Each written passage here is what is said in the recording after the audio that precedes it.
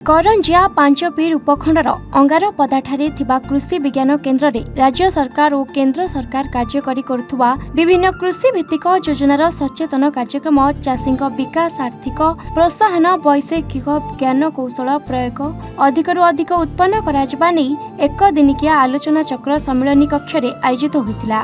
एही कार्यक्रम को राज्य बीजेपी कृषक मोर्चार सभापति श्री महेश्वर साहू मुख्य अतिथि भाव जोग देइथिले। एसहित कृषक मोर्चार उपसभापति पुलिन प्रकाश पोहान, राज्य संपादक पराउ हेम्ब्रम, जिला सभापति मदन मोहन महांती प्रमुख जोग देइथिले। कृषि विज्ञान केन्द्रर मुख्य तथा वरिष्ठ वैज्ञानिक डाक्टर दीपक कुमार महांती सभा परिचालना करने सहित स्वागत अभिभाषण और अतिथि परिचय प्रदान करथिले। राज्य सभापति श्री साहू उपस्थित थिबा महिला पुरुष कृषक मानक पई लागू करा जाउथबा विभिन्न योजना, कृषक मानकु दिया जाउथबा आर्थिक सहायता, जलसेचन व्यवस्था, कृषि ऋण बीमा, कारण धनर सहायक मूल्य संपर्क में अवगत कराइथिले।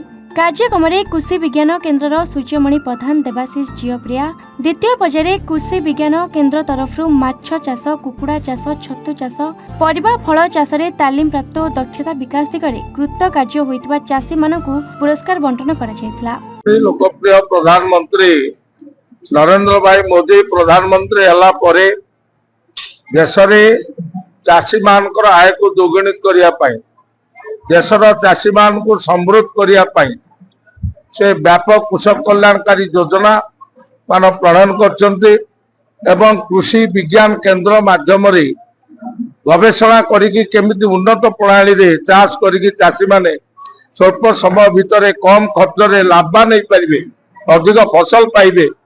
ये जो कृषि विज्ञान माध्यम कृषि विज्ञान केन्द्र माध्यम जो प्रणाली प्रदान कर आज मु परिदर्शन आसी एवं मोदी जी देश रे जो जलवायु परिवर्तन है परिवेश प्रदूषित होउची सेतुरु रक्षा पाइया पाई जो माँ पाई गछटी वृक्षरोपण कार्यक्रम आह्वान देइचंती से अवसर रे मध्य आज कृषि विज्ञान केन्द्र मध्य वृक्षरोपण कार्यक्रम व्यापक आयोजन करा जाइछि। करंजियारू सत्यव्रत मिश्रଙ୍କ रिपोर्ट एन ओडिशा।